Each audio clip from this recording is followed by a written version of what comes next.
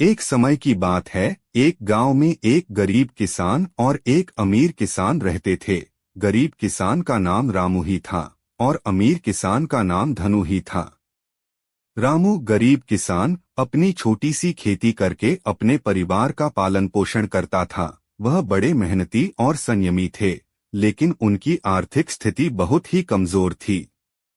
दूसरी ओर धनु अमीर किसान बड़ा भाग्यशाली था। उसका खेत बड़ा और फलदार था और वह बहुत सारे करोड़पति मित्रों के साथ विभिन्न आयोजनों में भाग लेता था।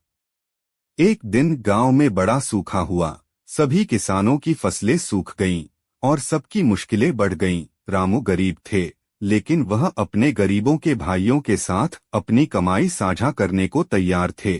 वह धनु से सहायता मांगने गए और धनु ने खुशी खुशी सहायता कर दी।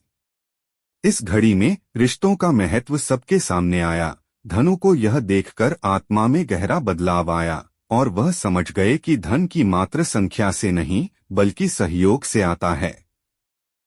इसके बाद वे एक साथ काम करने लगे और गांव की जरूरतों को पूरा करने में सक्षम हो गए। धनु ने रामू को अधिक उपयोगी खेती की तकनीकों का सिखाया और उनके खेत में भी अधिक उपयोगी फसलें उगाने लगे। इसके परिणामस्वरूप गांव में एक एकत्रित आत्मा की भावना बढ़ी और सभी किसान अपनी मुश्किलातों का सामना मिलकर करने लगे। धनु ने यह सिखाया कि समृद्धि का असली मतलब देना और साझा करना है, न कि सिर्फ अपना लाभ उठाना है। इस कहानी से हमें यह सीखने को मिलता है कि धन के साथ साथ आपके दिल के भी दौलत होना बहुत महत्वपूर्ण है और